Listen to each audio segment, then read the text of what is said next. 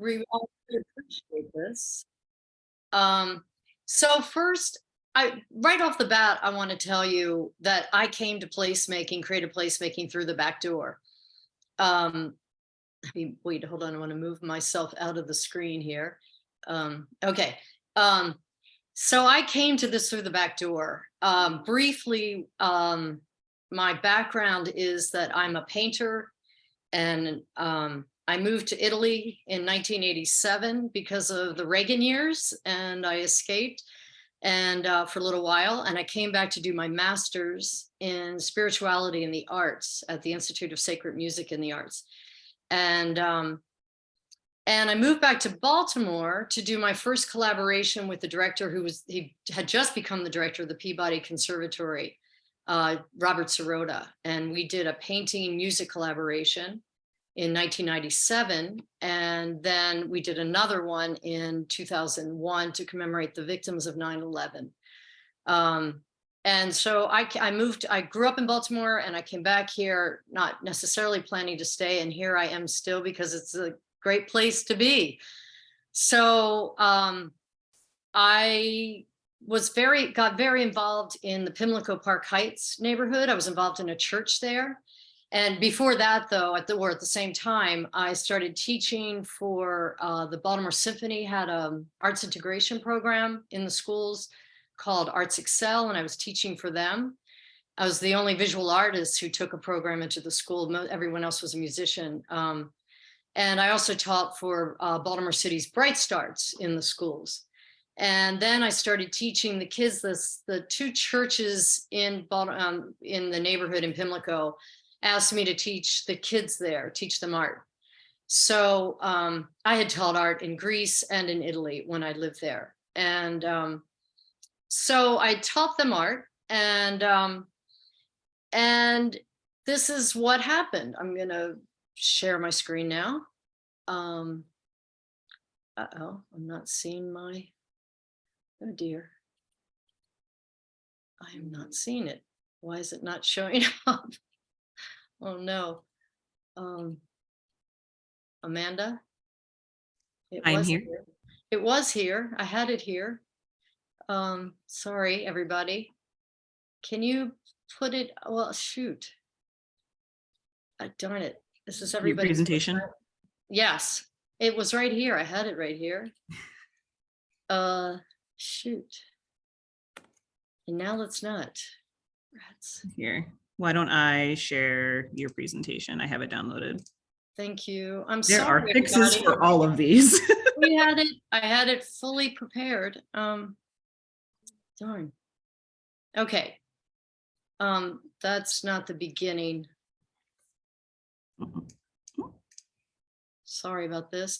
All right, so placemaking has been around for centuries, really, true placemaking. And the essence to real placemaking is organic. And today, my presentation today, I always give a presentation at my workshops, my creative placemaking workshops, but today's a little bit longer and a little bit more historical, because I'm hoping to clear up some of the misconceptions about it and show how it evolved over time. And it is an organic process. This is ancient Rome. This is 2,000 years ago. Over time, human beings evolved to this, which was a very human scale architecture with shops on the first floor and living space on the second floor. And there's this wonderful open space, and you can, commune with people and walk around, and it's very open, and it's what we all love when we go to any great space. This is how it feels. It feels like a combination of living, shopping, walking, etc. Oh, I can't click the next slide, Amanda. I'm sorry. Can you do? Do you mind clicking the next slide? How do I do that? Rats. Working on it. Absolutely. Okay. Sorry about that. You're fine. All right. I live in Hamden, in the neighborhood of Hamden in Baltimore City. And it's exactly what we just saw in Rome. It's shopping on the first floor. stores, commercial stores, usually on the first floor, and living on the second. And that's what mine is. I have my studio gallery space on the first floor of my office, and then I live on the second. And it's a great way to live. And it's why Hampton has become so popular. And there's a lot of foot traffic, and it's just great organic placemaking. It wasn't set out to be a place, it just became a place. All righty. The next one, please.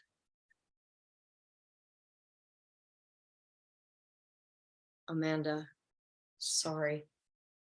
Yeah, I'm filling in for Amanda. Okay, I'll just say next if you don't mind. Yes. We had this all set up with mine worked just fine in the practice. Okay, a huge change happened in 1893, and this is the Chicago World's Fair. In this country, it happened. That influenced the entire world, really. The Chicago, I read about this if you can afterwards. It is fascinating how much it impacted everything in this country.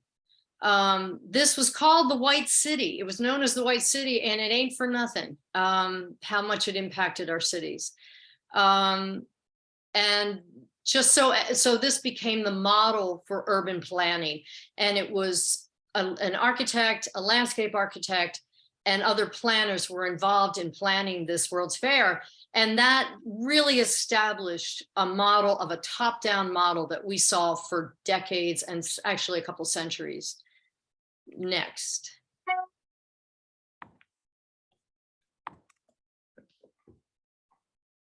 And then in England at the same time, just after the World's Fair, this was Ebenezer Howard, who was a planner. He came up with the Garden City. And what they were dealing with was urban places had become industrial, obviously, during the Industrial Revolution. And there was a lot of pollution and slums, unfortunately, they called them slums. And they were crowded. So their solution was to move people out of the city and create these satellite cities that then became, of course, the suburbs and led to our sprawl today. But this was happening in England that influenced a lot of people. Next, please.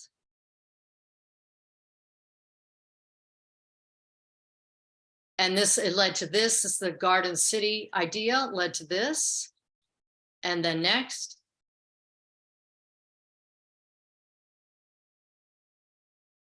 And then Le Corbusier, the architect, the famous French architect Le Corbusier in the 1920s started, this is a classic example of the architect, the designer, the planner, looking at a space of his own design, not at very literally top down. And I love this image because it is so literally top down. And this is what he came up with that became so popular and so famous. The next slide, please. And this is called the Radiant City. And it became a model that we will see, the next slide, please, in New York. And you probably have all heard of Robert Moses. If you haven't, there's actually a play in New York right now about him, and it's sold out, unfortunately. It came from London. Robert Moses had the biggest impact on this country of just about anybody in history, really, and that's a huge statement, and I'll stand by it.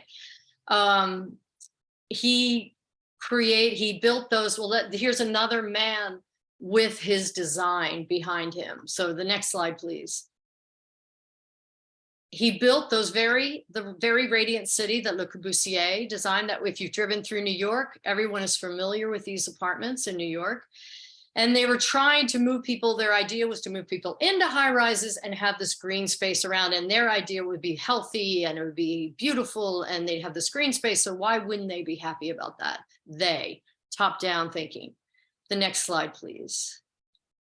Here's another image of that with the so-called green space around it. And the next slide, please. And then Robert Moses was behind all of this. And they wanted to clear, he just was not a nice person. And that's a real understatement. And they wanted to create Lincoln Square. And they decided to clear out a huge neighborhood that was an extremely important historically African-American neighborhood called San Juan Hill.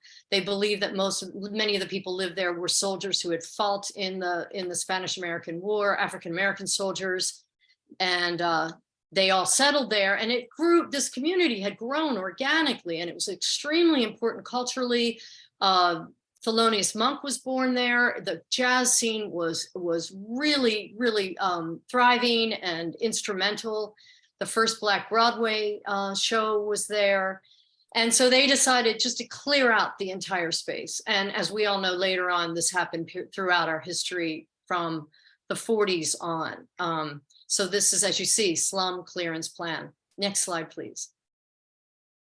And these are just images of that thriving neighborhood, the thriving community. Next slide, please. More images of the buildings. Next slide, please, and the architecture. And these are folks who were actually forced to leave their own homes. As we all know this history, they leave their own homes, move somewhere else, because Robert Moses had claimed eminent domain on this space. Next slide, please. Here's a businessman who says, you know, pay businessmen for loss of goodwill and apply to Robert Moses for hire at the bottom. Next slide, please. People got out and really protested, really protested. But of course, as so often had happened in the past, still does it lots of the time, they had no power over these powers that be. So next slide, please. Shelter, I love shelter before culture. And here is as Lincoln Center was being built. And you can see how grand, how huge the area was. And you can also see those apartment buildings that came from the Le Corbusier design right there next to them, next to the space. Next slide, please. What's amazing is that they filmed West Side Story in San Juan Hill, the neighborhood, before they destroyed it. And then after, next slide, please. And then here's a shot in the rubble of that neighborhood. Next slide, please. So one of Robert Moses's biggest project was to create highways throughout New York City. He did not believe in public transportation, never invested a dime in it. He was the head of the Parks Commission, the Department of Transportation. He was the head of just about every department in New York, and he had almost exclusive full autocratic power.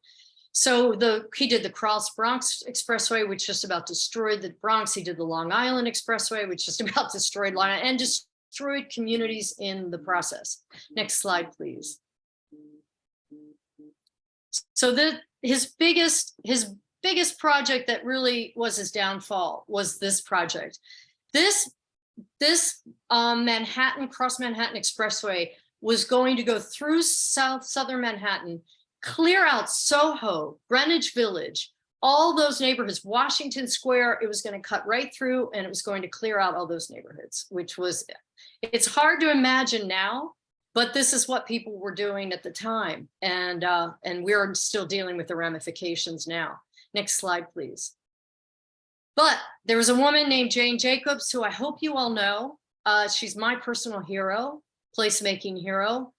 Read her Death and Life of Great American Cities. It is one of the best books you'll ever read about how the creative placemaking evolved organically. And she was the main voice. She had been a journalist, and she lived in Greenwich Village.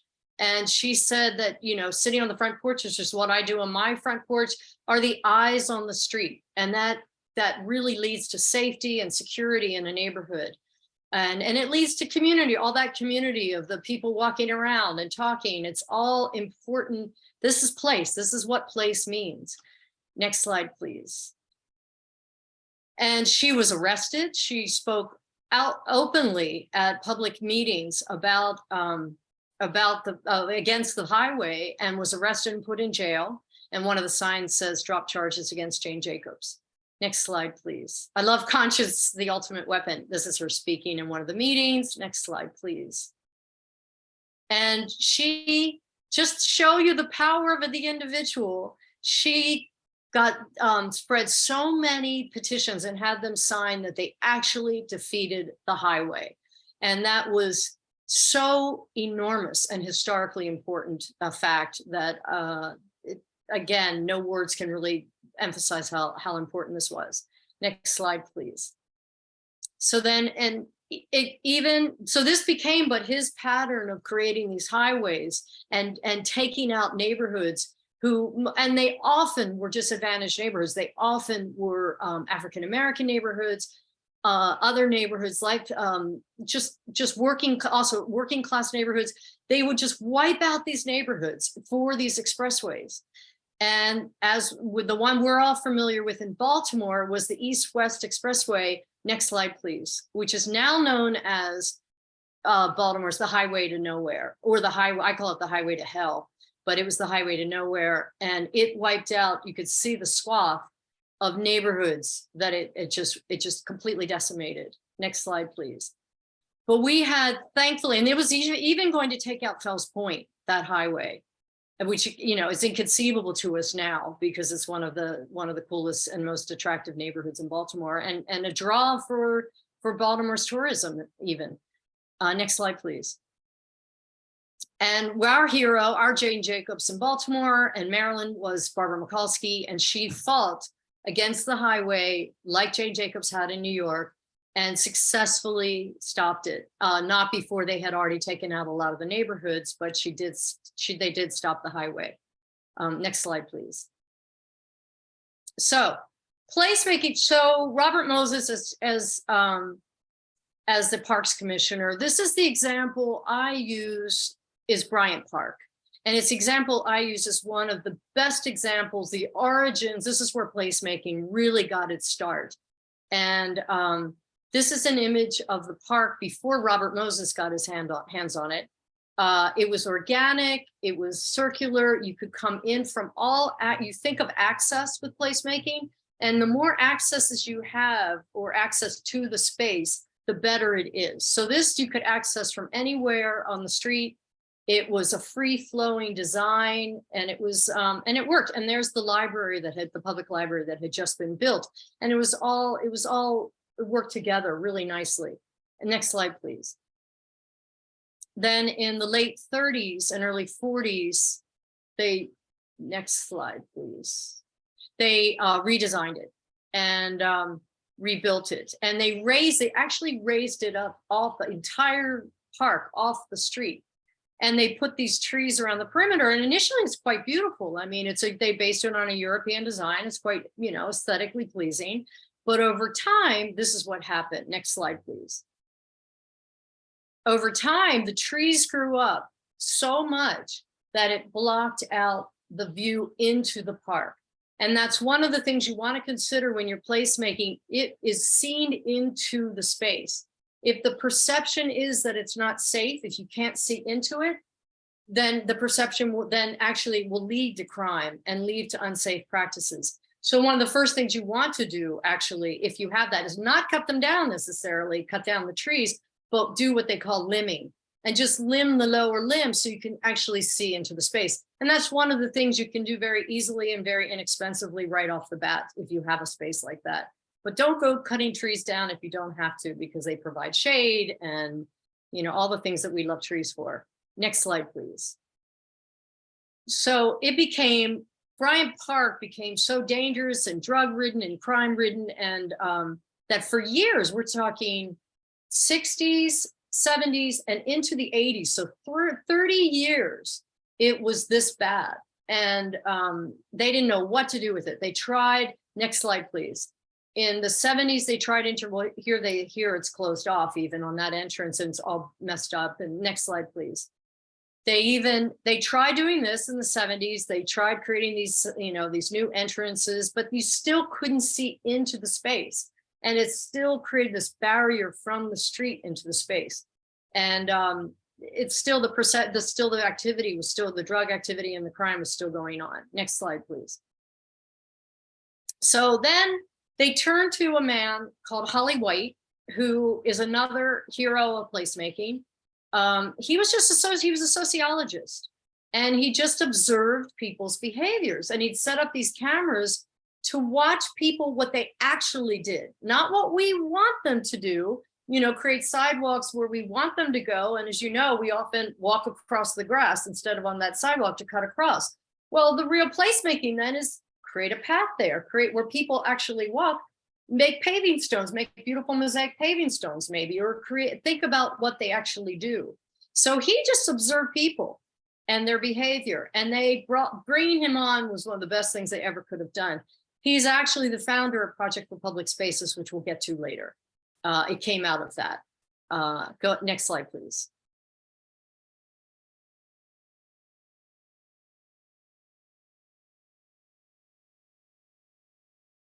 So what he observed is that people will sit wherever they can. They'll sit on walls. If there are no seats, often people are afraid to put benches out in a situation where it's crime, where there's crime, or there's perceived danger, or homeless people, or without home people.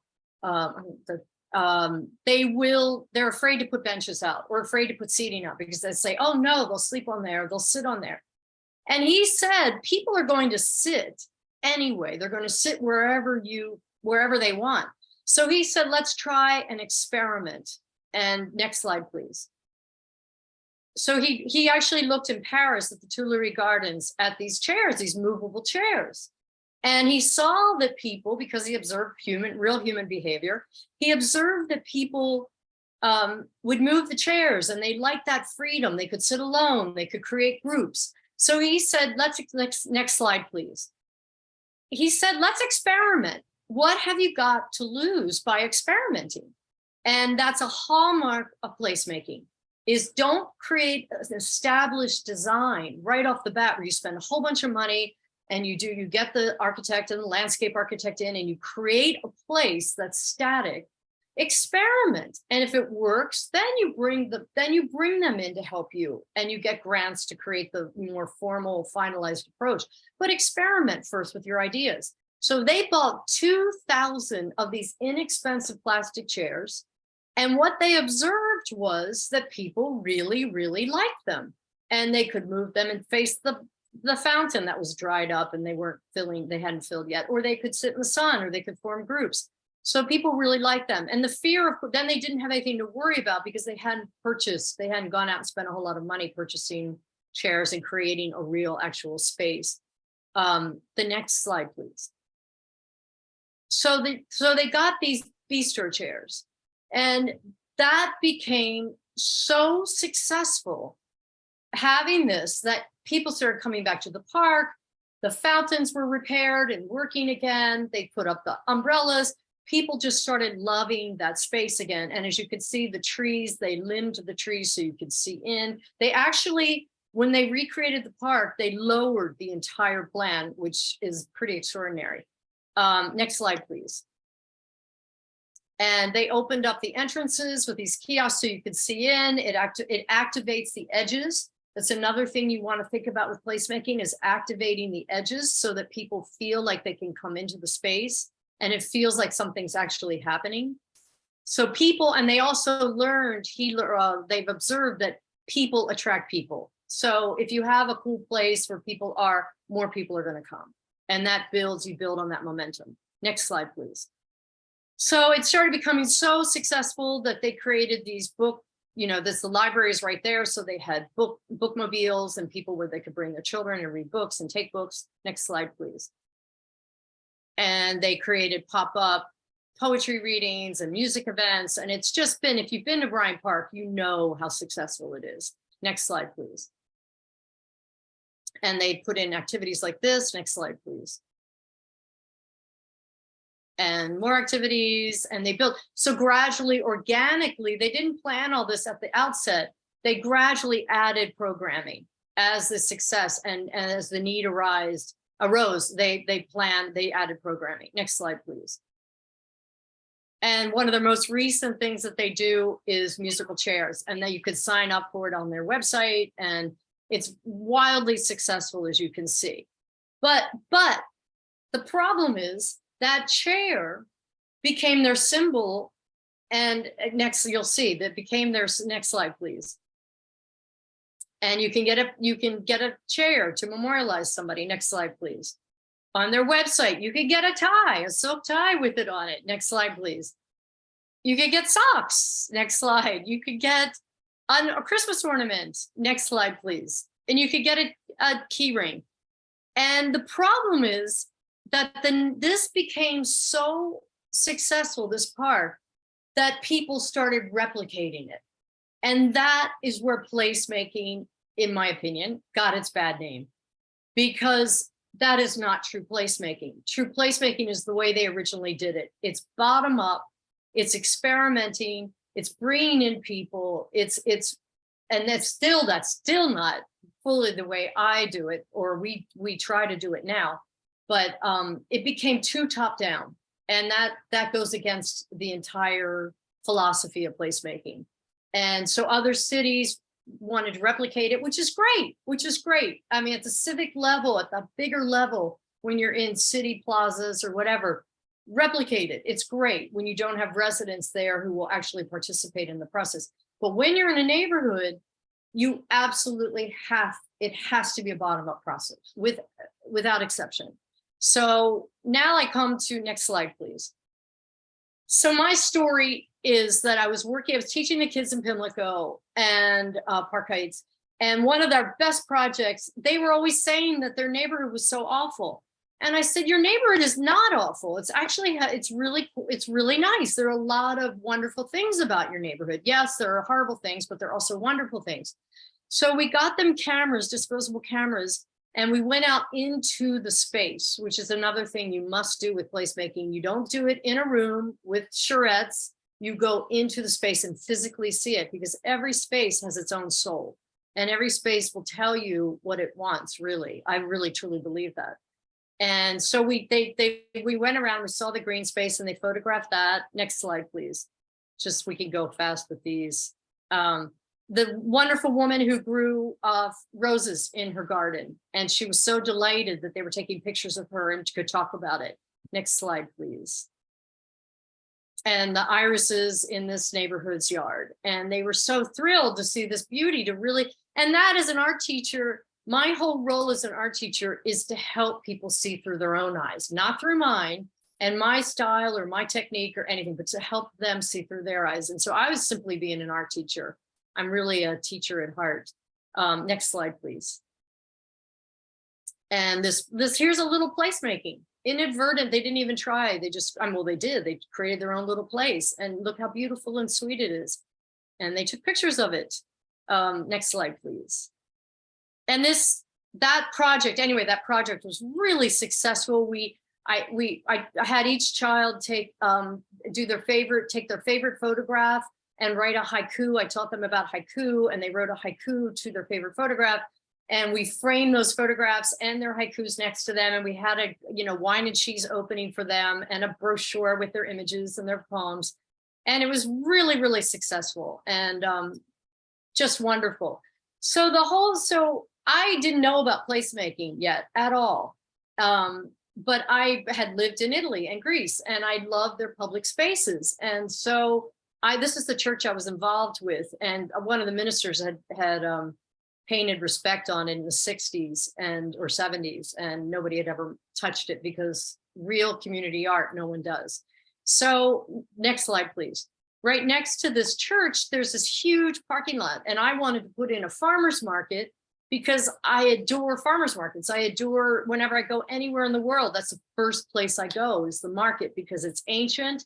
It's where actually place came out of that, was people needing to exchange goods. And then buildings came out of the Forum in Rome, was because the tribes came down to exchange goods. And then all the civic buildings and public buildings grew out of that. So I wanted to have a farmer's market and teach people how to have businesses. I used to have a business in a farmer's market in Philadelphia a million years ago.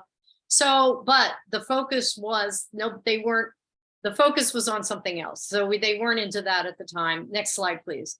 They were into building, oh, that's the parking lot. Sorry, that's the huge parking lot. Next slide, please. It was a huge opportunity for me, in my mind, to create a piazza. But again, that was my idea, not theirs. So, and that I don't advocate that at all, but I was excited about doing this, and I didn't know about placemaking at the time. So instead, we built this arts and community center on Pimlico Road. It was someone's vision. It was a little top down. It was someone's vision for this. And I received an Open Society Institute fellowship to put in an arts program in the center. Next slide, please. And this is the Pimlico Road Youth Program. It was a combination of art history and studio art. So I taught them about Mesopotamian art, and then we created their own Mesopotamian art in the studio. And then we went to Egypt, and we went to Greece, and we went to, it was wonderful. It was absolutely wonderful. And they created masks in Greece with their Greek piece. And it was an amazing time. But in that art room, which I called their sacred space, the parents would come and hang out. And we all want to create. All human beings want to create. And most adults aren't given that opportunity. Often a lot of children aren't given that opportunity either, unfortunately. But I saw that we had to get the whole community involved in this process somehow, in making art together somehow. So next slide, please. Oh, that's one of the projects we did. It was a big mural. The little children did the sky, and the middle children, like 7 to 8 and 9, did the middle area, and the older kids of 10, 12, about 12 years of age, did the lower. Of course, there are lots of cars. I just said, look out the window in the front of the building and imagine what you would want to see out there. So it was kind of placemaking. What would you like to see out there? And this is what they came up with. Next slide, please. That's one of the children. He's pointing to his tile. I did a lot of hand painted tiles with them for years and years and years, and sold them at Artscape to help finance, so the children would feel like they had a part in financing this building that they were in. Next slide, please. So across this street, Pimlico Road, where the community center is, and the parking lot across the street, is a very dangerous road, very heavily trafficked. And so I thought, well, let's try to calm this road. Let's do some art project out there that would calm the traffic. So this is what we did. Next slide, please. I did a collaborative drawing with the kids. They decided that they wanted to do double Dutch, and each child drew one of the figures in double Dutch. And it was so adorable that the kids decided, they voted on it, and they decided that's what they wanted to put out there. So I had local artist Stuart Watson. We got a Maryland State Arts Council grant to do this, and local artist Stuart Watson cut these out of, whoa, I'm running out of time. Local artist Stuart Watson cut them out of steel, and the kids all painted. Next slide. It's hard to, next slide, please. And hear the kids painting them. Yes, please, let's go. And then, so out of this, I founded a nonprofit to do space placemaking outside. I didn't even know what it was yet, but no, at that time I started researching, found keep going, please. I found Project for Public Spaces in New York City, and I went up to New York City and trained with them in 2008 and 2009. I did 2 training sessions with them. Next slide, please. And this is my very first creative placemaking workshop. And this is Rawlings Conservatory in Baltimore, which is a gem in Baltimore. If you've never been there, please visit it. It's one of 3 remaining glass houses in the United States. And they asked me to come to do placemaking workshop with them, Friends of Druid Hill Park and the conservatory, to address the horrible intersection right outside the building. That's the entrance to the conservatory. And this is in Druid Hill Park, by the way. Next slide, please. And this is the intersection. This building on the corner was burned out and boarded up, and had been that way for quite a while. I crossed the intersection. There were no countdown crossing signals. I walked across this building. Next slide, please. The distance is 143 feet to the other side, to the neighborhood. And it was like taking your life in your own hands. It was terrifying. And at the beginning of the workshop, I said, we're healing a wound today, because this is one of those classic roads that I was talking about earlier that was put in the 70s to get people in and out of the city quickly. And to me, it was a social justice issue. Not just to me, it was a social justice issue. It cut the neighborhood off from the park, and they couldn't even cross the street safely to get to the park across the street. So we were beginning to heal that wound on that very day. Next slide, please. So the process is this. This is the placemaking process that I use. I've used it from the beginning. I continue to use it to this day. Breakout groups have what's called a place game. You'll see that next. They go out, each group is assigned a space in the space that I've been given to do the placemaking workshop for. They go out into their own space. Individually, they answer the questions in the place audit.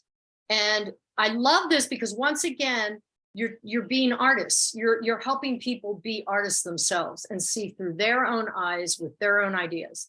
And then you come back in, next slide, please.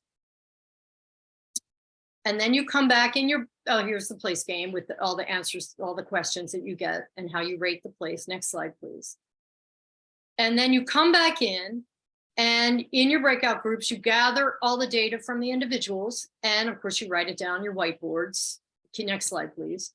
These are just images of the different groups working. Next slide, please. Next slide, please. Yeah, keep going. Great.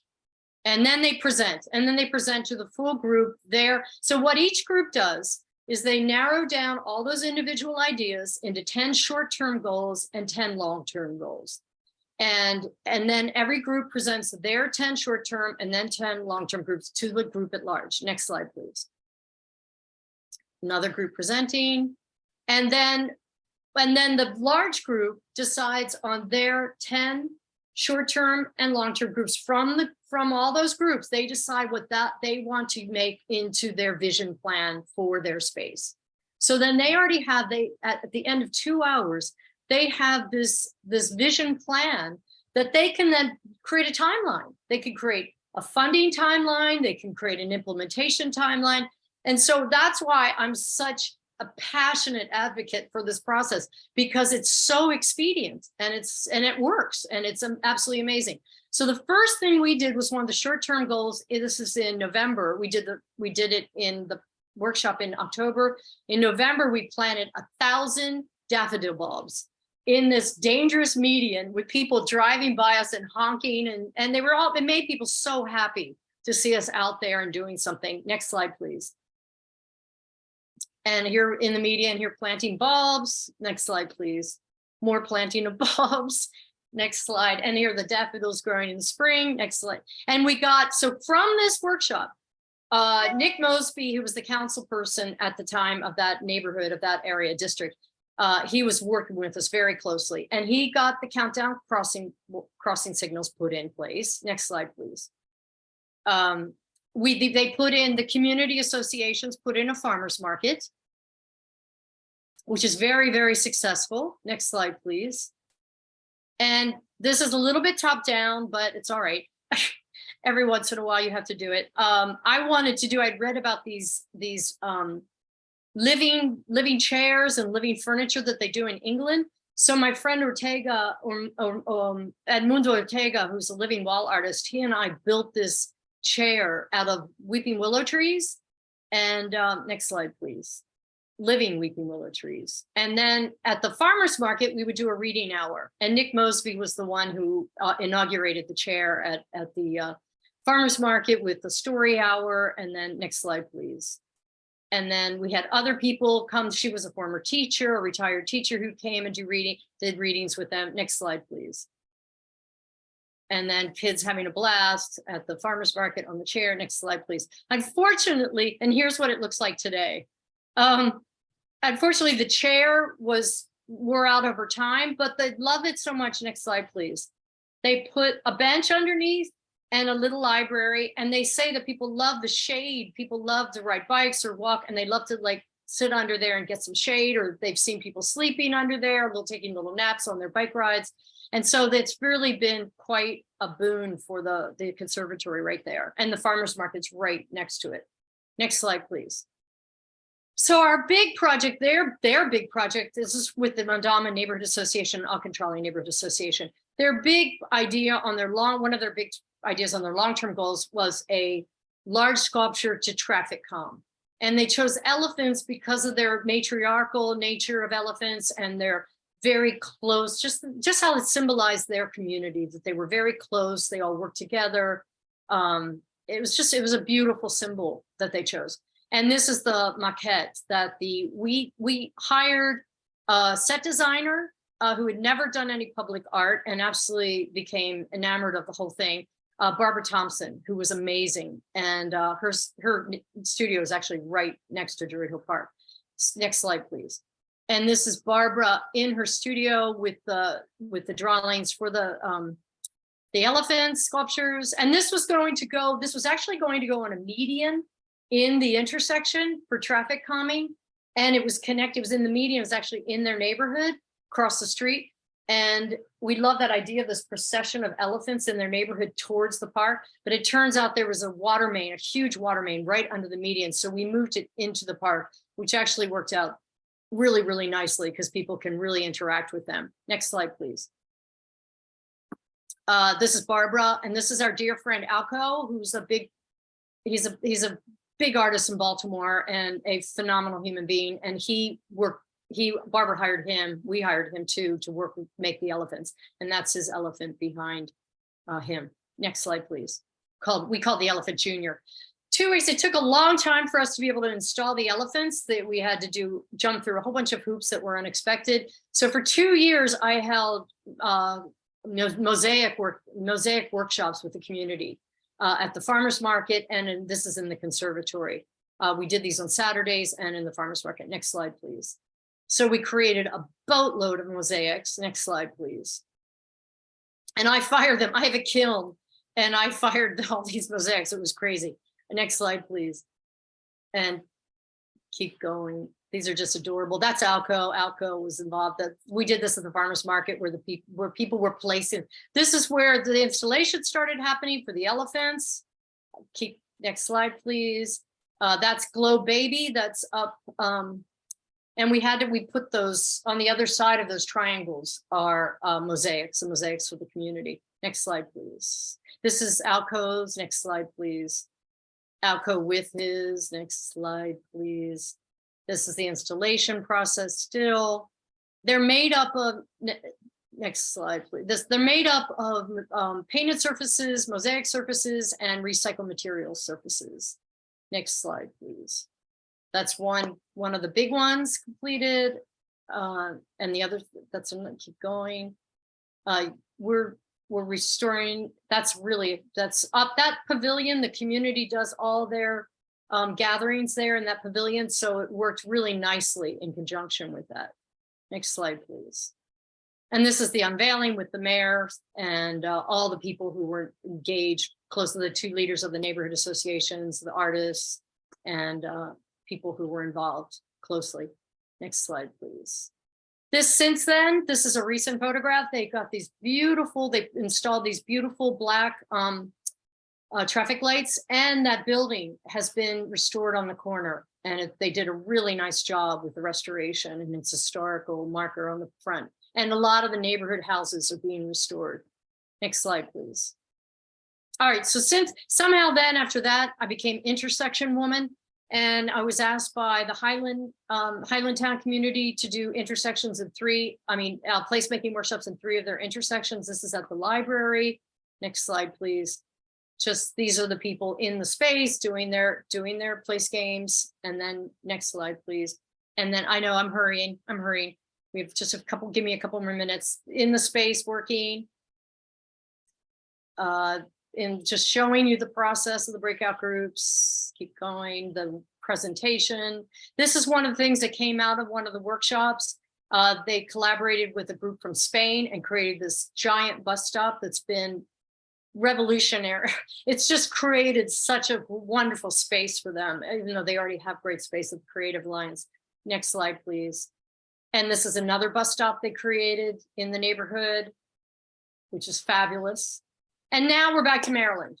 And I'm so excited. I'm so excited about the possibilities here in Maryland, because one of which I see is this coordination. Like the Maryland State Arts Council now has this grant for planning process, which you can, they want you to use it for community engagement and placemaking workshop, et cetera.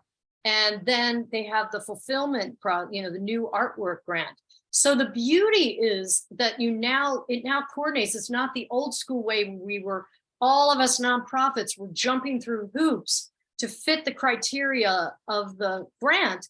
They're now saying, okay, let's find out what the community wants. and let's provide the funding for them to fulfill these projects, which is brilliant. So I see us, look how colorful Maryland is. I see us doing this all over the state and just lighting up and being a model for what's possible of the collaborative bottom-up way we can do this in the state. And my final slide, next slide, oh, I don't have it on this one, but I just read yesterday, it was very coincidental. I saw on our old original coat of arms for Maryland, it said, maschi parole, fatti femine, which means masculine words, but feminine acts. And I'll just leave you with that. You can interpret that how you want, but I interpret it my way, meaning that let's get soul back in all of this, in this process, in our placemaking and in our state, in everything we do. Let's bring all the senses back to it. Thank you.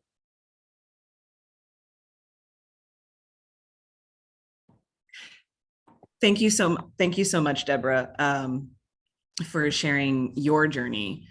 At this time, I would like to invite those of you who I have had contact with to go to your breakout rooms. You can access the breakout rooms. It should be in your menu. If you do not see breakout rooms in your menu, click on the more icon and it will be there. I see some of you are already headed there.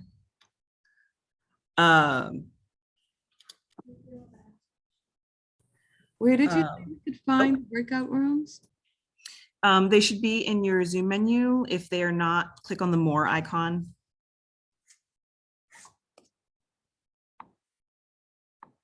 There we go. Now I can see everybody.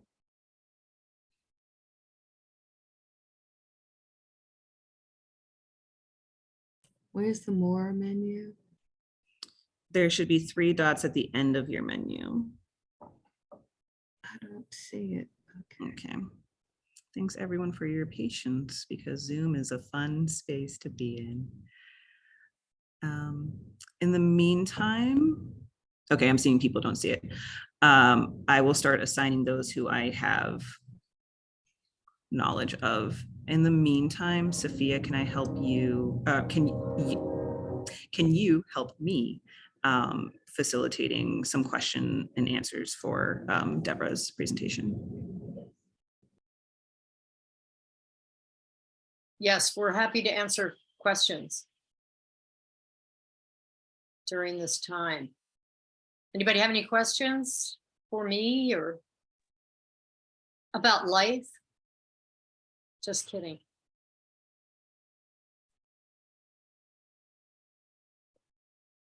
I had a question, if you can hear me. Yes. This is Kathy Thompson with Charles County, and I work in the planning office. So I was very interested in the work that you've done with neighborhood traffic calming, because that's another program that we work on here in the planning office. I was curious, did you end up having any pushback because of road standards and concerns over traffic guidelines? I know we've looked at some creative neighborhood traffic calming that could include some public art, but I've read that there's sometimes concern from the traffic engineers. So I was just curious if that was part of your experience. Well, I had not in the big one in Druid Hill Park, because we had the council person involved, we had DPW involved with the water main. It's good, the stakeholders, getting your city agency, especially at your level, obviously, is getting the city agencies or state agencies involved from the get-go as stakeholders. I really advocate for that, because then you can have, they know what you're doing and they're part of the process. Ideally, they would even come to the workshop. Didn't have any pushback on that. I did in Hamden. I did placemaking in Hamden, and we have a horrible intersection at Falls and 36, if anyone knows that. And I got 3 engineers here with Mary Pat Clark and Nick Mosby years ago to look at the intersection, because we wanted to do a mural in it, a traffic calming mural inside it, and reconfigure the space. And they threw up their hands and they said, we can't solve this. This is it's insolvable. And we thought, wait a minute, you're 3 engineers from the traffic department and you can't solve this problem. Imagine what we're dealing with as pedestrians trying to cross this really, really dangerous space. And it's still unresolved. So that's a tricky one. There's no question about it. I think that was early on, and people are now at the higher levels, at the agency levels, are starting to understand placemaking and the principles. And so they're more willing, they're more amenable. They're not seeing it as, oh, I even had a guerrilla. I had to take a guerrilla action. I had that originally in my slides. I took it out. We were going to do mandalas in every intersection in Hamden. I was waiting for a grant to come through to do those. And one February morning, they all, the intersection right out here, I'm pointing out here, as if you could see, know what I'm talking about. There were no crosswalks at that intersection and no stop signs, and people would come flying through, and I live here and I could hear them. So, and I almost hit somebody one day because of no lack of crosswalks. So somebody wrote to me on Facebook and said, hey, we're going to go and we're going to paint these crosswalks. And are you in or out? I know you're waiting for this grant, but are you in or out? And I said, look, I'm waiting for this grant for art blocks, but I'm also a resident here and this is dangerous. So I'm in. So at 3 a.m. on a cold February morning, we went out there and painted those crosswalks, and they wrote an article about it, and DOT was not happy with me. I mean, DOT was not happy, but I said, look, how could they argue with the fact? I said, look, I am waiting. Yes, that application is on your desk for that grant or for that permission to do the painted murals in the intersection. But we had a dangerous situation here. They came out like in 2 days and did the crosswalks and did the stop signs. So sometimes you do have to push back. Yes, sometimes you do have to push back. But hopefully not that way. I don't want people getting in big trouble, and I'm not advocating for that necessarily. Thank you. Sure.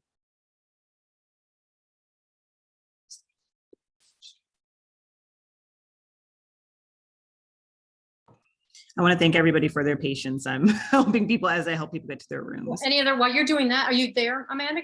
Are you there? I'm here. You ready? Because we can answer more questions if you're still. Absolutely. There's one person I'm trying to figure out. They were invited, which we love when community members get invited, but I'm trying to make sure that they get to the right room. So give me 2 more seconds. If anybody has any other questions for Deborah at this time, please feel free to ask them.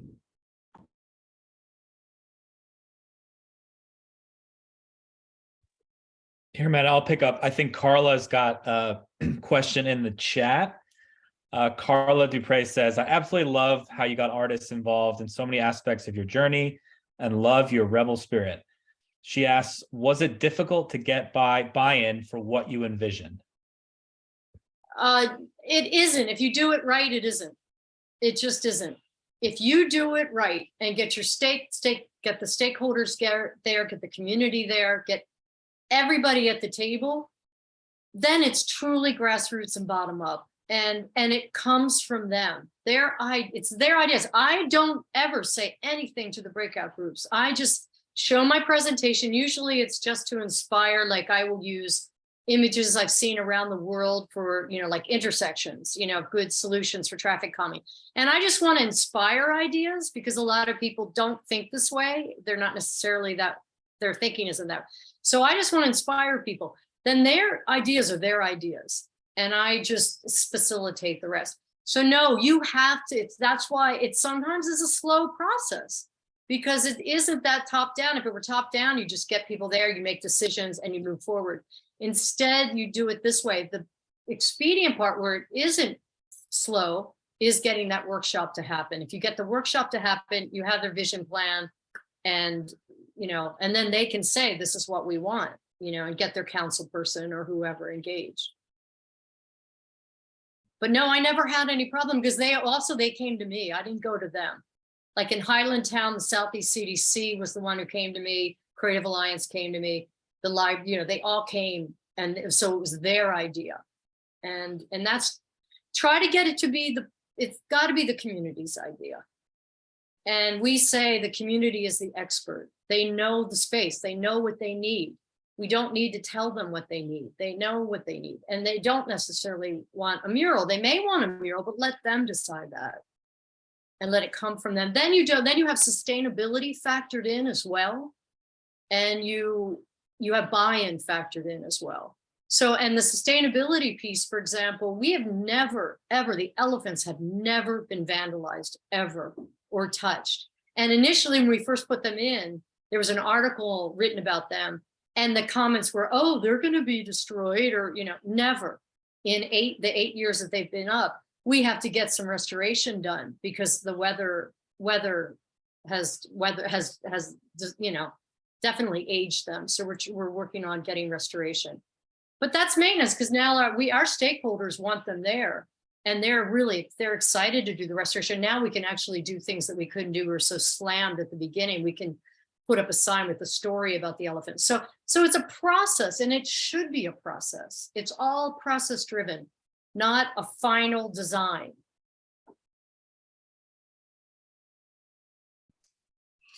Thank you very much, Deborah.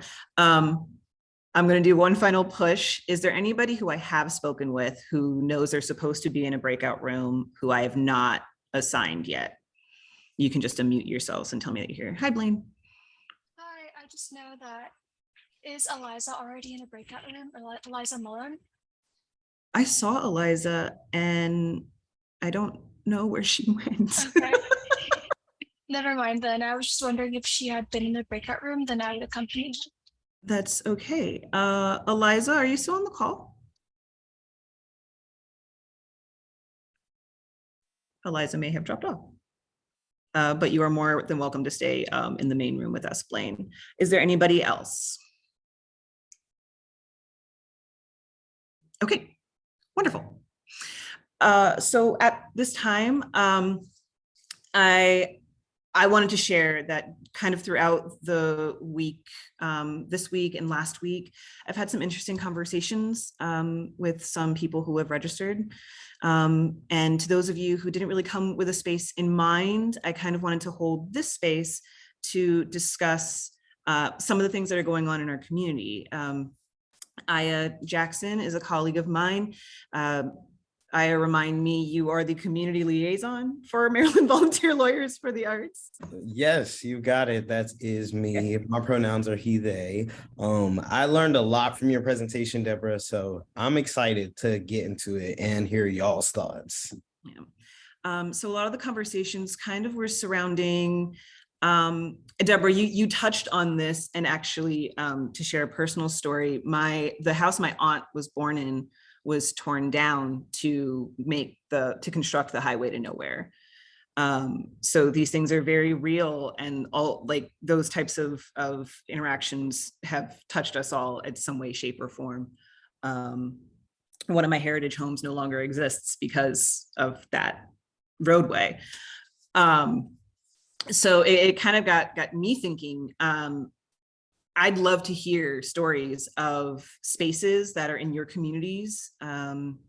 Something brought you to come to this, maybe not just your trust in Maryland Citizens for the Arts and putting on great programming, but to kind of talk about spaces in your communities that exist that you would love to see better utilized, or are there spaces that have been taken either by eminent domain or sometimes an outside entity. So if anyone has any anecdotes to share, I'd love to hear.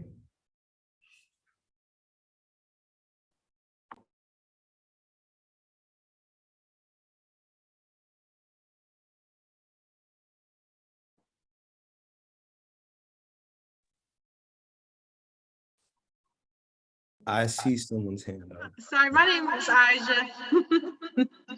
One second. My name is Aja Washington with Charles County Arts Alliance. I'm the program specialist, and I'm just here to kind of get information, and because they are talking about public art in Charles County. I know they were mentioning one, and I just wanted to know when the public art is centered around historical buildings. Because I know one spot has like a saloon and one it's like liquor stores.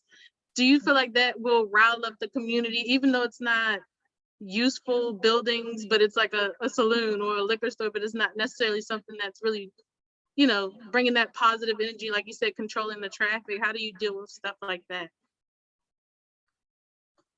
Is that for me, Isa? I don't know who was that. It's just kind of throwing in the conversation. whoever has any input on it. Well, again, I would encourage you to do a workshop where those are the stakeholders. Are they stakeholders, the saloon and the liquor store? I'm not sure. They're just now starting to look into it. And I was kind of they brought me here to get more information. So if that's something that we look into, I'm curious to that information. I know it would be very helpful. Well, ideally, I am obviously a big proponent of doing the workshop, because then it's a level playing field and the stakeholders are equal to the community. Everybody's equal there. So, and the ideas come out of that. And so, hi there. So then it's not, otherwise you do get in that push-pull. As soon as somebody goes into the community and says, we want to do this, everybody's, oh, you can't do that. I don't want that. That's not what I want. But when you're all there together, I'm telling you, the respect at that, when every workshop I've ever done, it blows me away every single time. That here's what we're talking about, an intersection, like an ugly intersection. Yes. And that the breakout groups, you could have heard that proverbial pin drop when everybody was listening to what other people came up with such respect. And then because it is such a process, the enthusiasm is so great at the end of the workshop. Nobody got up to leave. They just sat there. And we had some guys come in from the neighborhood who they just walked in off the street. They said, what are you doing? And we told them what we were doing. And they just stayed and listened and were amazed. And the two best evaluations I have ever heard, one was, nobody ever asked me what I want in my neighborhood. And I've never done a creative project with a neighbor before. So like, how huge is that?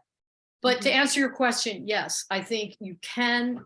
The pushback comes when we do it the old school way, which is, and it's hard. It is hard to do this other way, but it really is. It actually isn't hard to do that. You just get the stakeholders, you all agree that this is the process you want to use, Right. and you do it, So that's going to those stores or whatever's in that community areas, what you're saying, create a little workshop with those people who may own the building and see what their input would be for the spaces. And neighbors, and community members. You try to get as many people there as you possibly can with a cross section of the community. I mean, we actually printed up for the one at Druid Hill Park. We printed, those cheap business cards, you could get like $1 million for $10.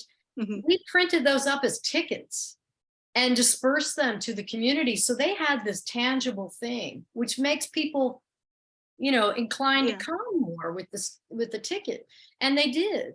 And no, you want to get as many people of a cross section of your community, not just them, because they're gonna want to top down it. I hate to say, I hate to, you know what I mean? I know exactly, because that was my concern when the project was brought to us, and I'm not on it, but they wanted my, input here and there. So I just wanted to see what you guys take for people who are in the community and have done things like that. What is there to expect, the kind of backlash or anything like that, So I wanted to prepare myself for things of that nature. I would say take your time to develop, to get all those people on board first, and the community, and then the workshop's only 2 hours. But I would take that time to have conversations about getting people together. Maybe I'm curious what other people's experiences who have done it, like you're asking. Has anyone else had successful experiences getting people to the table?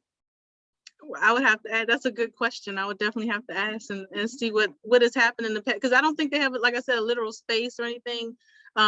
So just finding out what spaces are, because there's so much history and so many good spaces to use in Charles County that they're trying to build it up, which I think is a great idea. But I know it probably will ruffle some feathers, just due to how long it's been there and what people are used to. Where are you? What town are you in? Charles County. And any specific town that you're? They're trying to do focusing on? downtown, which is Down- pretty much central, right off of Route 5. Downtown, what? I'm sorry. Down, they call it, from what I've heard, they call it downtown Charles County. Oh, okay. Yeah, which is right off of Route 5 on 301. Okay. Is it Waldorf or Brandywine? Yeah, oh yes, Waldorf. I'm sorry. Okay. Yes. All right. Well. that's an We'll see how it interesting- turns out. Yeah. Thank you so much. Oh, you're welcome. Aisha, I will say, I live in a neighborhood in West Baltimore, and right, it starts with the question, like, are you willing to be a stakeholder in, our community? Because you have a business here, so you would think that they would want to share in that process. But the reality is also that there are like 6 liquor stores that are not, have never worked in community with any of the residents or any of the churches or so those are very real conversations that we've had with our community groups, the West Harlem Park Neighborhood Association, Harlem Park Neighborhood Council. We're bordered by neighborhoods, Upton and Sandtown, Winchester, and we've all had conversations about getting some of them closed, because when you don't come to the table and you don't share in that space, wanting to make communities safe, that sometimes the communities have to come together for that. But it sounds like they're newer establishments. They're older. The liquor They stores are have been older. there a long time. They're high volume places that a lot of the people go to. So I can imagine that especially if one of the liquor stores does taxes and things like that, you take those things away that people are used to having to create, it's like, how do you accommodate that and give them something? But I get what you're saying. If you ask people and bring that community to that, I understand that for sure. Yeah, for sure. That's exciting. Thank you again, Amanda. Yeah, thank you, Aisha, for sharing. No Absolutely. One thought I am having, I just keep coming back to, I think it was the first thing out of your mouth, Deborah, was that placemaking is organic.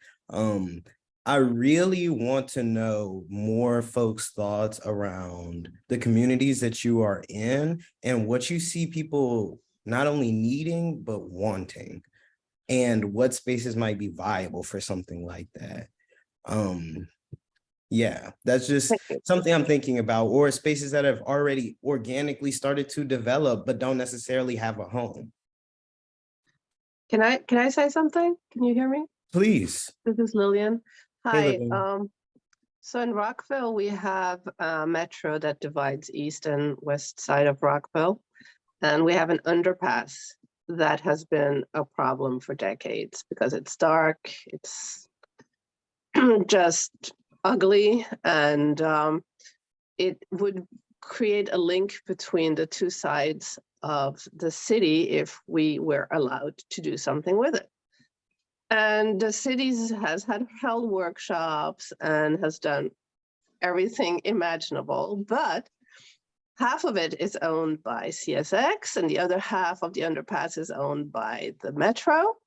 And they just refuse to cooperate or let us do anything. So it's been 40 years that we've been trying to do something, and it's really kind of hopeless. And I don't know if I'm all for just going and painting it at night while everybody's asleep. And but it's yeah, it's been a struggle. And actually the city has spent, money on trying to find ways to accommodate and had lots of meetings with both parties, and it's just an endless morass. I don't know if you have any suggestions. Lillian, can I ask what you guys are trying to do with the underpass? Anything to brighten it up. So we've asked, they don't want to let us paint it. They don't want to let us attach anything to it. And then because it's two different entities that own half of it, they have different rules and regulations. And it's just, and of course, the city has all its, bureaucracy and ways it does stuff. So that doesn't help either. But Yeah, it's been kind of a hopeless situation, and I don't know if you guys have any kind of ideas of Has there been any something. crime involved under there? No, I don't think so. Have you tried getting the press involved at all? To draw sometimes public attention on a situation like that will Yeah. snap those the leaders of the community in place, you know? Well, I mean, all the community leaders are for doing something there. I guess I So meant I meant the ones at is there any council person engaged? or- it's the problem is the corporations who own the tracks and own the underpass. So it's TSX, which is the train corporation, and the Metro. So they each own like half of the underpass, like one where the train goes and one where the Metro goes, you know, so it's. What about the entrances outside the entrance? Is that public space outside them? Yeah, that might be owned by this. Yeah, I don't know who owns that, actually. That's a good question. Because I was working with a town in northern Italy that had a similar situation. Their train, they used to be able to walk across the tracks, and the owner, the state government owns the train state in Italy, and they closed it off, the walkway. So that area right where the town is, before the crosswalk, has gotten really dangerous and crime ridden. So I was working with teachers and they wanted to do placemaking in that space. And I suggested that they just put up signs of what they'd like to do. Like they wanted to do Christmas trees that are environmentally conscious, made out of plastic bottles. I said, why don't you put the Christmas tree there in that space and start livening and, engaging that space a little bit. And maybe you could put up boards with, with ideas that the community has for the underpass, and get enough groundswell maybe, and get the press to bring attention to it. Yeah.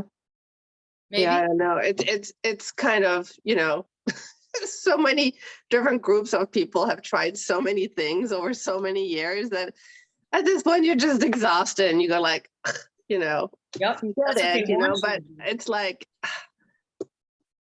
something needs to be done about this space. What about a temporary guerrilla move outside the entrances? A temporary art, just temporary, even if they take it down and you keep putting it back up. And get the press engaged. Yeah. I mean, that article on the crosswalk that we painted is what got them to come down and paint the crosswalks, as I said, just like that. And we had begged them to for weeks and months actually months to do it. We were saying it's dangerous. It took an article in the paper. Right. Yeah. Yeah. Sometimes you gotta take that action. Yeah. That's an idea. Yeah. Get the Here's an attorney, or a lawyer, maybe. Yeah, I was gonna say, if you choose to make that move, please hit us up so that we can keep you protected throughout the process, so you can do that safely. But you should, if you want to make that move, that move, but be protected and reach out to us so that we can help protect you. Can we drop Maryland Volunteer Lawyers contact in the chat so people know? Yeah, the police came 3 times in the middle of the night when we were painting those crosswalks, and the guy who was behind it is he's the character of Hamden, and he would just quietly say, the police are like, we've gotten calls, what are you all doing? And he'd quietly say, it's for the children. He just kept saying over and over, every time they came, it's for the children, officer. And they would be like, okay, and they'd leave. It's like sort of like, well, how do you argue with that? Well, maybe it is for the children to protect them. It's dangerous in that underpass. Right. Yeah. I like that. Perception it's for the children. For the children. That's our new tagline. It should be for the children. Everything we do should be for the children. And us. I'm seeing China May's question in the chat. For historical reasons and creative placemaking, have you had to do a petition to get community recommendations? If so, how many people should you have sign it to better your odds? I never have. Has anybody else?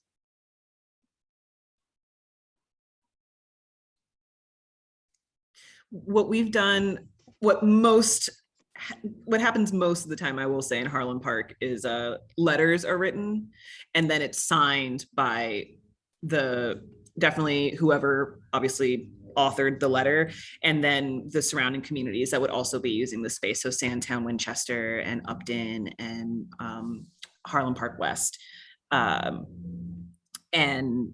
we would send those letters to, I mean, mayor's office gets that letter, city council gets that letter, city council president gets a separate letter. Councilman Bullock just happens to be our councilman for that area. He gets his own independent letter.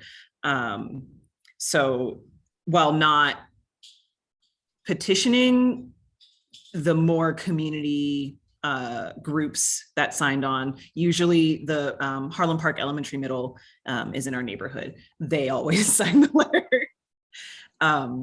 So that is the activation that happens for me in where I live. So it's less of having to go door to door, and it's more of get to the community meetings where we know that 50 or so people join each month and have okayed to sign those groups to the letter. If that helps, China. Appreciate that. My name's China May, everyone. And I was just asking that because I'm a public artist, and I've tried in the past with certain organizations, and they've tried to get things passed in Baltimore City.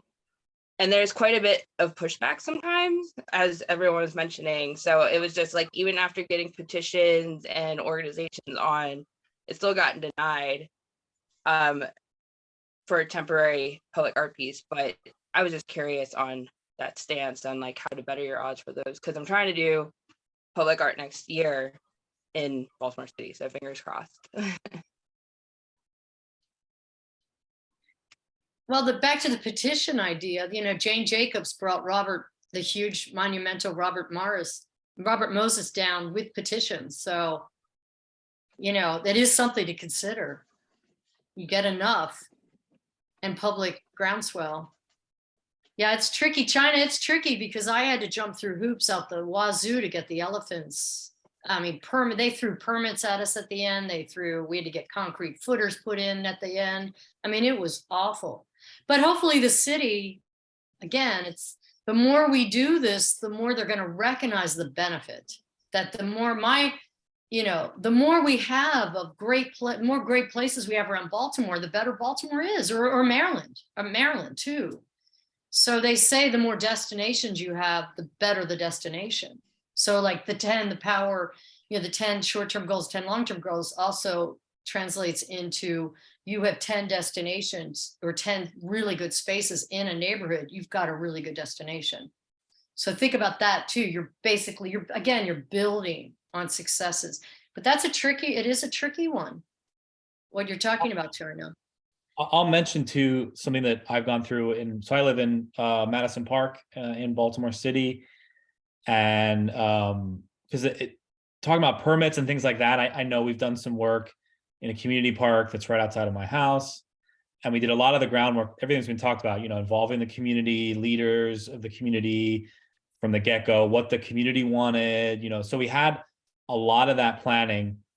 And what we've been doing is really focusing on the city. So I think of this as an advocacy lens, both in terms of elected officials. So we invited basically the mayor's office, the city council person that represents this area to come and see the space, just kind of inviting them here. And one of them, like the mayor came here because we did the city every few months does like a cleanup event, and they invite community associations to lead this. So our community association tactically use that park as a basis, we're going to clean up this park together. And we invited the mayor. So the mayor came and saw the space. And then of course you send folks to kind of talk to them about the space and say, oh yeah, we have this plan in action. It's a large plan for the park. It's probably a 4-year plan. But so the mayor kind of got that in his ear that, oh, this is a priority for this community. Great. The council person came out. He's seen it multiple times. We kind of, every time we see him, we say, hey, we have this plan. And also here are all the community stakeholders, and here are the letters of support if you want to follow up in an email with them after that visit, which we've done. And then the other part is actually inviting people in the city, non-elected officials, kind of the folks that are honestly the people that make city government work, you know, the turning the wheel. So if there's like engineering things that have to be done in the parks, we're going to do lighting. You bring in people in the Department of Public Works or Transport. Sometimes it's DOT, Department of Transportation in the city. This will depend on where you live. But Baltimore's got a lot of strange bedfellows within city government. You have to find there. I mean, for this park, there's like 6 different government agencies that touch the park. And over a year period, we've invited a person from every one of those departments to actually come to the park. We usually, during the summer, we'll invite them, we'll sit down in the park with them and talk about our plan. And so that what that does is it's twofold. Now you have a direct contact in that agency. And then as you want to move something forward, you keep them updated. So when you need those permits, or when you need some help, or when you need another step, you reach out to all those people, and they usually, not always, but usually will give you the next step. And so like, at least, we're probably 2.5, 3 years into that 5-year process. And we've had a good kind of way to get the permits for each step, because there's so many permits for these kinds of things, and there's so many next steps, but it's helped to have all of these people. So like, let's say an agency isn't being very responsive, or they've had turnover. We go back to our council person and say, hey, could you help us? And then they do. They kind of get into the email chain, and then they step back and we take over. So I would say that from an advocacy point of view, at least, that's a really good model to like get that part, the government involved, and do it at every level you can. It can never be enough, honestly. Can I ask you a question about that then? Of course. So how long did that whole process take? Because like, obviously in different counties, there's different waiting periods. Did that take a long time to get a hold of all of those organizations and get them there? Yeah. So, and I'll be honest, I think I knew a few people in city government, and then some other people so I really used a community association, and like that we have a community association board and members. And in those meetings, because a few of us were tasked with this park, we would say, hey, does anyone know someone in, let's say, Department of Transportation? And sometimes for that one specifically, no one in our community really had a contact. So we did have a contact in the mayor's office, and they got us in touch. So this, to answer your question, as far as how long it took, I would say it probably took about 6 months to get all of those people, including the council and the mayor's office, like lined up, who to email, who's the best person in what office, and also which offices to use. Because once we did this kind of basic plan of what we wanted to do with the park, we found out how many agencies we're going to need to work with. So it took about 6 months, I would say. Okay, thank you. Yeah.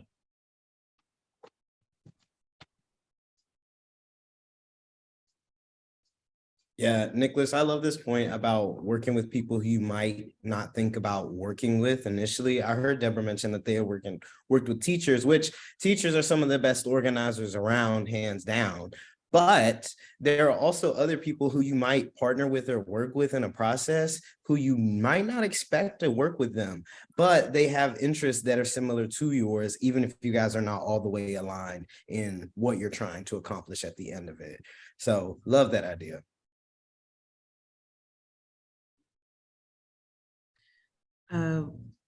Carla Dupre, one of our board members, thanks for being here today, Carla, wrote in the chat, one of the things she loved about, Deborah, your presentation was the idea of studying casual behavior of people and how they interact with the space. And she's trying to figure out how to utilize that concept for things that don't necessarily pertain to a permanent space. How people interact in a space is huge in terms of how one might program ongoing large and small events. Do you have any suggestions along those lines for those of us who aren't attached to one space, but are attached to the notion of gathering with the intention of connecting communities? I know it's a throwaway question, but I am curious about it. It's a huge question, because I think about not only organizations like City Lit, but there's a lot of nomadic organizations that don't necessarily have a home. I sit on the board for Ballet After Dark, and we do have a home inside of UB Blake, but we also do programming everywhere. And then there's, countless museums that do not have a physical space, but they have curators and they use different spaces. So I am curious to that as well. Thank you, Carla. That's an amazing question. Well, one of the things that made me think about it, Amanda, is the idea that sometimes it's nice for CityLit to go into a space and just reimagine it in a way that maybe the people that live there or own it haven't imagined it. I just think it's another way of placemaking. But Yeah. anyway, very different. Interesting. Do you mean an outdoor space or indoor, Carla? It could be either. Good. Like I always imagine, when I see an outdoor garden, because I do literary programming, I'm always thinking about how you could hold a reading there that would get people that aren't necessarily knowledgeable about or even interested in a poetry reading wanting to show up because it's such a unique space to do something like that. So I would encourage you then to experiment and just bring chairs and hold it there and have people love it and do it enough times that they love it so much that they say, how do we make this more, look better or feel better, maybe get better chairs, but let it, if it came organically through them by actually just trying it out, and then you formalize it down the road. But just like when they used those chairs in Bryant Park, they just tried them out, and then they got the more expensive chairs. And the way they looked at it was, excuse me, they were so inexpensive, they didn't care if people stole them. And the bistro chairs, they have a gazillion of them there. And they're probably quite costly, I would imagine, but they factor that in. Most people, they aren't stolen really. But if they do, they just sort of factor it in. They don't want to chain things down. They don't want to give that perception that people aren't welcome, and which I think is brilliant. I think that's so brilliant if you can pull it off, not chaining things down. That I have porch furniture on my porch all the time. I don't worry. I just, nobody's, knock on wood, has messed with it. Whereas, the chain down ones, I walk by the chain down ones and I don't know, it hurts you. It hurts your soul. You know what I mean? It's like, it just says something it gives a message that I don't want to send, and so I would experiment. I mean, that really is one of the hallmarks of placemaking is experimenting. Absolutely. Thank you. Sure. It's such an exciting, and that's why I love, as an artist, I love it because then it is, experimentation is what being an artist is all about, and when you have that opportunity, when you give other people that opportunity and they're not used to it, it is the most empowering thing and exciting and inspiring thing ever. I read I was going to say this at the beginning. I'm reading this book, Art is Medicine, which is amazing, by the way. And last night I just opened it up. I often do that. I'll just open a book. And it was Socrates talking about the soul in what, like 3rd century BCE. And he said, you must begin by curing the soul. That is the first. But he said, it's not about, the soul is all about process. And it's an ongoing movement. It's not about fixing things, and that it's a flowing stream of change that keeps things fresh. And all things that we say are pleased to say are really in the process of becoming. And I just thought that was the best quote ever, because that's exactly what placemaking should be. Creative placemaking should be just becoming, and it's blossoming, and you don't force that bud to open when a flower is in the process. And it's all that wonderful nature metaphor, like Nicholas said, is so important. And I'll echo that again, is get your stakeholders, have these lovely, maybe have a reading in the space, like you're saying, maybe do a dinner. Some people have done dinners in spaces for the community, and they kind of own it then, and you kind of sanctify the space. If you have a meal or a poetry reading or a reading of some sort, you do kind of sanctify the space because you bring soul to it, Do you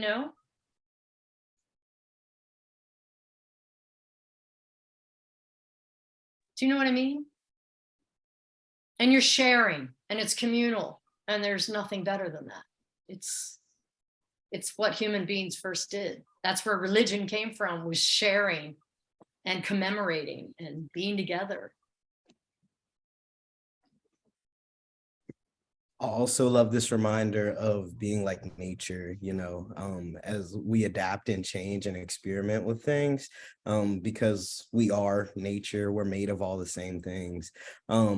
And I actually here at MDVLA, we were just reading Emergent Strategy by Adrienne Marie Brown. And there's a quote in that book that I think is also very relevant to what you just said. And it's that it isn't about having the number one best idea, but having ideas that come from and work for more people. That's really what you're working towards. And I think that that is actually the heart of creative placemaking. As long as you don't do it top down, as long as you just, that is got to be your driving force, is constantly is making sure it's done through the people and up from the people. And it's tempting. I mean, that's where the creative was added to placemaking, probably by the NEA. And and they're, unfortunately, and they've done great things, and they've been able, so many great places have been created, but because of these giant grants, we end up jumping through hoops to make our projects fit the grants. And that to me is old school as well. So Baltimore City was writing an NEA grant, and I was up against one person nonprofit was up against Downtown Partnership and MICA. And what I wanted to do was train leaders in the placemaking process throughout the city and neighborhoods throughout the city. So they lead it, not me, but they lead it. And then have a fundraising, like having a crowdsourced website where people could say, oh man, look what's going on in Harlem Park. Look at the projects they have. Every neighborhood's lists of projects on there. And they say, oh, I want to give $25 to that project in Harlem Park, or I want to give 50 to this project in North Avenue, whatever. But that to me is, then it's coming, even the funding is coming from the people. And then it brings ownership to the city.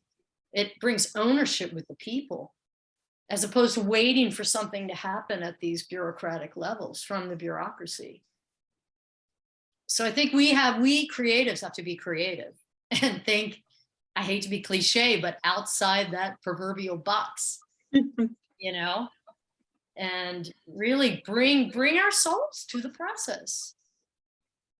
And as long as we're truly listening to people and making sure, what I love about that workshop, all voices get heard, and there's no one voice that stands out. How that happens. If you do it the other way, often those breakout groups, like the leader the leaders in the breakout groups I've ever used are just purely to write down, they're purely scribes, and they also did the process in the space. They answered the questions, but they're scribes. They're not the leader of the group guiding the group. The group is guiding itself.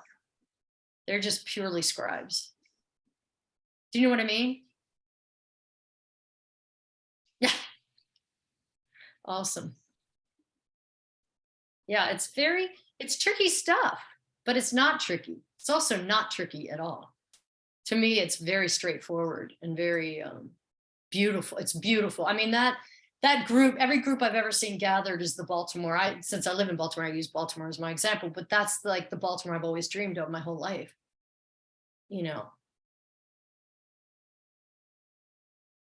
Creating together and creating this city together, in this state, in this country.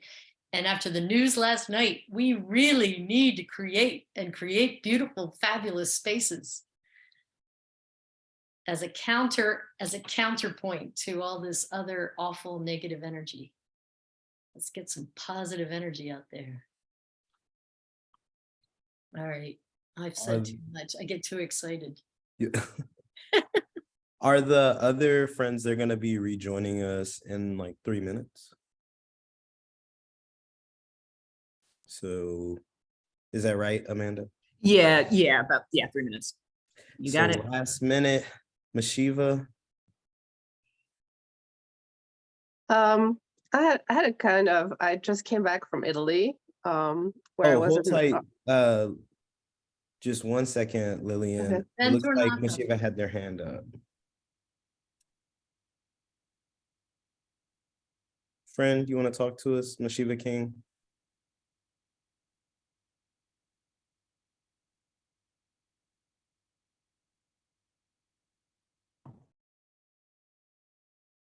All right, Lillian, take it away. He's on mute, by the way. Oh, there you go. Yeah, I'm like, there you I was go. trying desperately to figure out how to unmute myself. There you go. I am absolutely, totally green to what you guys are talking about. I just started working with a nonprofit called Creative Nomads, and we create art spaces for youth and family programs. Hi, Amanda. In the Baltimore City area. So we work a lot with the, youth and the families. And again, I am green to what you are talking about. I got on here and I'm like, what is this even about? And Deborah was giving her presentation about New York. And I was like, oh, New York, because I'm from Brooklyn. And I'm like, this is going to be great. We're talking about New York, but why are we talking about New York? And we're in Baltimore. So I got it now. So we're creating, I hope if I'm right, you guys are working on creating amazing spaces where they're not amazing at the moment. Is that right? Am I wrong? And building on the successes of an amazing space too. Okay, so how would, say, Creative Nomads, who creates arts programs for kids in different school districts, how would we as an organization be able to help in that area? Or what could we do?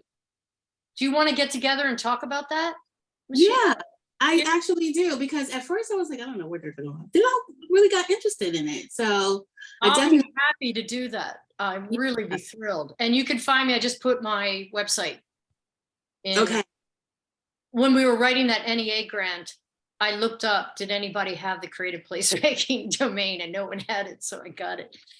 So I'll be happy to talk to you about that. I appreciate that. Thank you so much. Sure. Also, Mashiva, I think this is so funny. Were you at Harvest Fest with Backyard Base Camp? Was Creative Nomads there? We were. Was that? I took your picture. So Aya, I was like, I know Aya, but I don't want to say anything. Yeah. Yeah. It's good to hear you. It really is. Joyda, did you send me my pictures, Aya? I didn't send them, but Atia should have sent them, so I'll work on that. Get on Atia, don't get on me. I'm glad we recognize each other. So I'm definitely call you Amanda, and I'm going to definitely get with Deborah and Aya and hopefully everyone on this panel so that we can work together to make Baltimore City or any other space in the community better. Thank you. Thank you, Mashiva. Thank you, Mashiva. That's amazing. Yes. Not calling me out like that, though.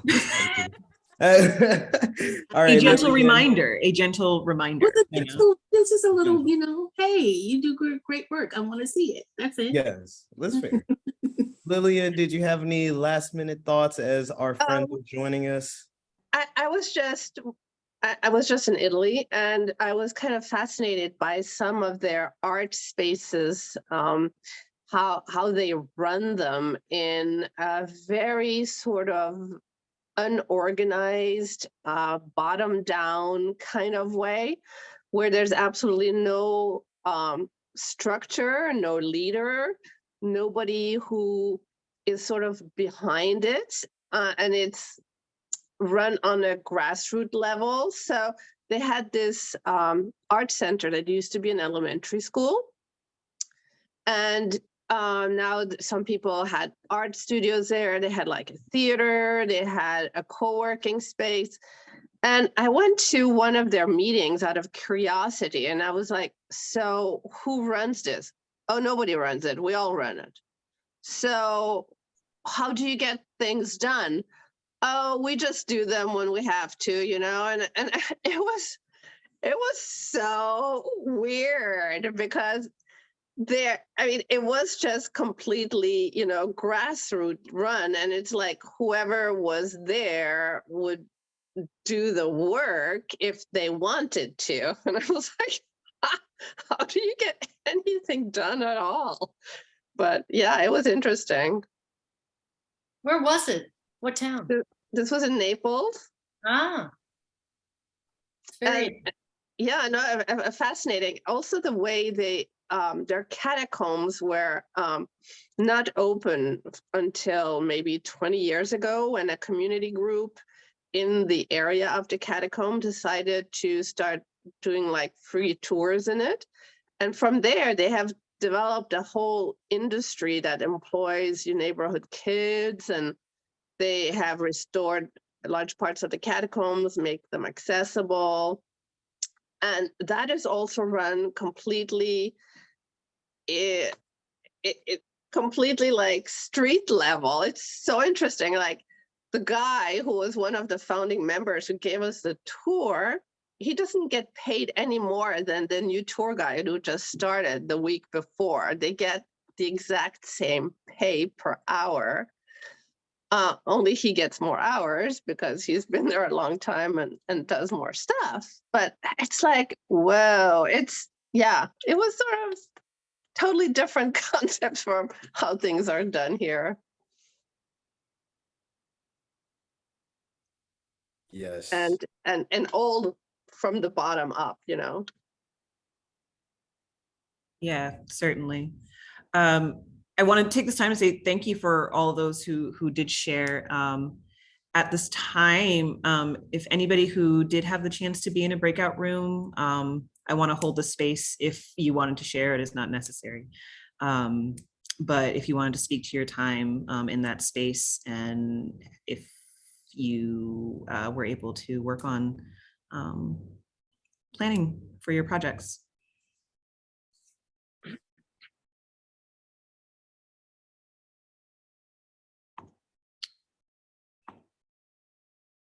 The silence is deafening. So I just wanted to give one final thank you to Deborah. Thank you, Aya, for being here to help out with the conversation. Thank you for everyone for your wealth of knowledge. Nicholas, we have a resource for placemaking from the State Arts Council. Thank you, Public Art and Creative Placemaking. This will have many resources, at least at the state level, for people to explore and help them on their journeys through their projects. Sophia and I will make sure we send a follow-up email. We will have all of the links just in case anybody misses them in the chat. And we will have a recording of this up on our website shortly, if not by the end of the week, by the beginning of next week. Nicholas, are there any other thoughts for the good of the will? No, again, thanks to Aya, thanks to Deborah, Amanda. Thank you everyone for joining, and we appreciate it. Thank you so much. Thank you so much, everyone. Have a great rest of your day. thank you, everyone. Thank you. Take care.